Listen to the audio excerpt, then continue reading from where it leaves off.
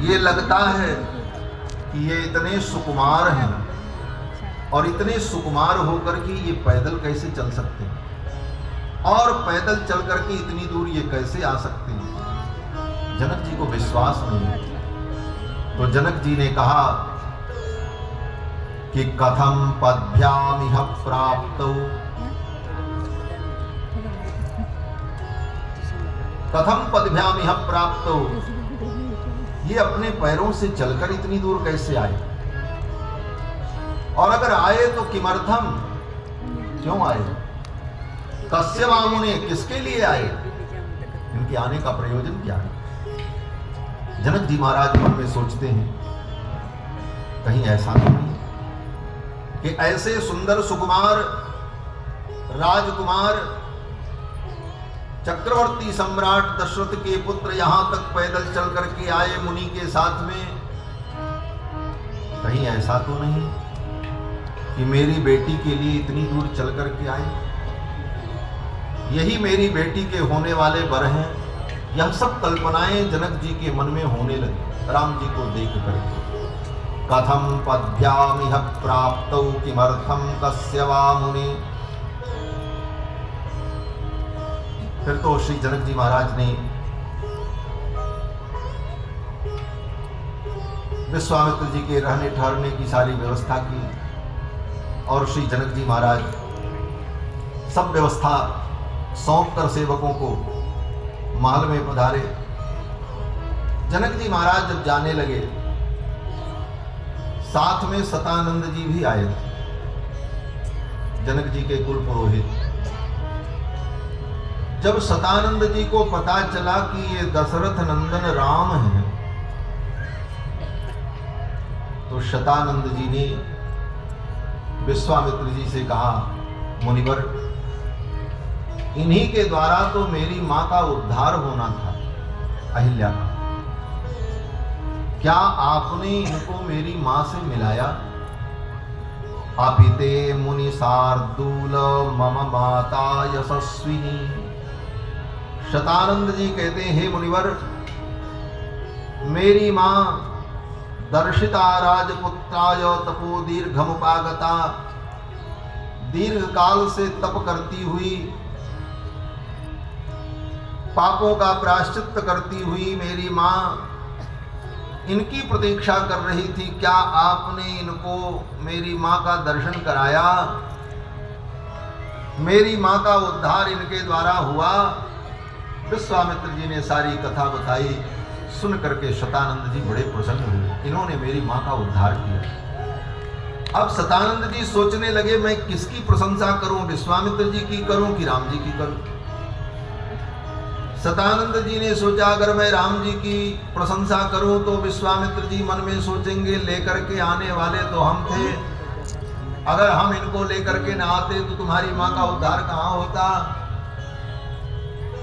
शतानंद जी ने सोचा, अगर मैं विश्वामित्र जी की प्रशंसा करूं तो कहीं राम जी के मन में दुख न हो जाए कि उद्धार तो मैंने किया, मेरी कोई चर्चा ही नहीं। शतानंद जी ने सोचा, मैं किसका गुण गाऊं, किसकी महिमा बताऊं। अंत में शतानंद जी ने निर्णय किया कि गुरु की महिमा में ही शिष्य की महिमा निहित होती, गुरु की महिमा में ही, गुरु की प्रशंसा में ही शिष्य की प्रशंसा होती। और शतानंद जी ने विश्वामित्र जी की महिमा का वर्णन किया। शतानंद जी ने कहा, राम, ऐसे गुरु को तुमने प्राप्त किया है, ये विश्वामित्र जी साधारण नहीं। फिर तो विश्वामित्र जी के जन्म से लेकर ब्रह्मर्षि पद प्राप्ति पर्यंत विश्वामित्र जी के संपूर्ण चरित्र को शतानंद जी ने राम जी को सुनाया, और राम जी ने गुरु कथा श्रवण की। ये गुरु कथा है। राम जी की गुरु निष्ठा कितनी दृढ़ है, गुरु जी की कथा को सुन रहे हैं। जैसे भगवान की कथा सुनी जाती है, उसी प्रकार संतों का चरित्र, गुरुजनों का चरित्र, आचार्यों का चरित्र श्रवणीय होता है। गुरु जी के चरित्र को श्रवण किया, और गुरु जी के चरित्र को सुनकर राम जी के मन में कोई विकार नहीं आया। संतों का चरित्र, आचार्यों का चरित्र, भक्तों का चरित्र सुनना और सुन करके अपनी श्रद्धा को दृढ़ करना बड़ा कठिन है। भगवान के चरित्र को सुन करके तो सहज श्रद्धा हो जाती, वो भगवान है, सर्वसमर्थ है, सब कुछ कर सकते हैं। लेकिन जब हम संतों का चरित्र सुनते हैं तो संतों के चरित्र में, महापुरुषों के चरित्र में कभी कुछ न्यूनता भी सुनने को मिलती है, और वो न्यूनता सुनने पर कभी कभी मन में विचलन पैदा हो जाता। ऐसा था। और वहीं पर श्रद्धा विचलित हो जाती। भगवान श्री राम ने विश्वामित्र जी के चरित्र को सुना, लेकिन राम जी की श्रद्धा विचलित नहीं। ये गुरु निष्ठा का कितना ज्वलंत उदाहरण है। सतानंद जी ने सुनाया, इन विश्वामित्र जी ने ब्रह्मर्षि पद प्राप्त करने के लिए पहले तो नंदिनी को प्राप्त करने के लिए आपके गुरु जी से इन्होंने लड़ाई लड़ी। शुरुआत यहीं से हुई। विश्वामित्र जी की वशिष्ठ जी से कितनी लड़ाई हुई। और वशिष्ठ जी कौन है? बोले राम जी के कुल गुरु हैं। विश्वामित्र जी तो राम जी के केवल गुरु, लेकिन वशिष्ठ जी बोले राम जी के पूरे खानदान के गुरु हैं। पीढ़ी दर पीढ़ी गुरु परंपरा चली आई। और सदानंद जी कहते हैं, राम विश्वामित्र जी ने आपके कुल गुरु वशिष्ठ जी की नंदिनी को छीनने के लिए प्रयत्न किया, और उस नंदिनी को पाने के लिए लड़ाई हुई, और इन्होंने युद्ध में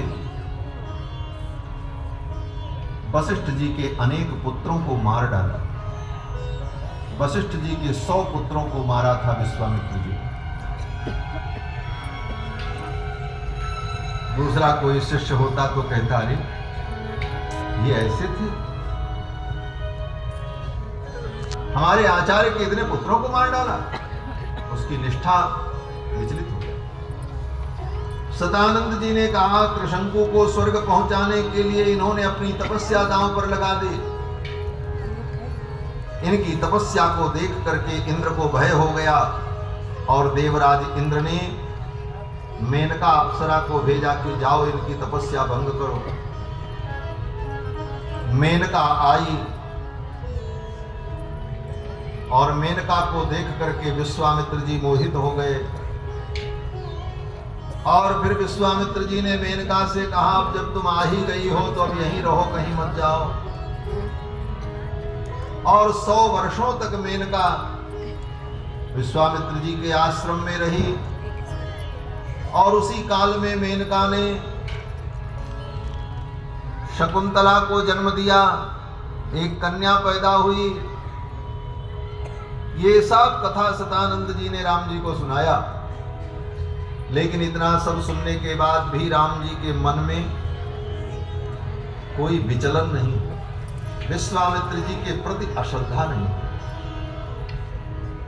गुण सुन करके, विशेषताओं को सुन करके तो श्रद्धा स्वाभाविक है, लेकिन दोष देखने के बाद भी श्रद्धा बनी रहे, यही श्रद्धा की दृढ़ता है। सब कुछ सुनने के बाद भी विश्वामित्र जी के चरणों में राम जी की श्रद्धा और दृढ़ हो गई। हमारे गुरुदेव इतने महान, इतना संघर्ष इन्होंने जीवन में किया है, तब आज इस पद को प्राप्त किया है, ब्रह्मर्षि के पद को। गुरुदेव की कथा सुनते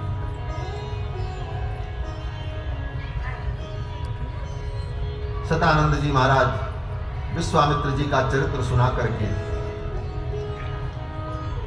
विदा हो गए। दूसरे दिन श्री जनक जी महाराज के दरबार में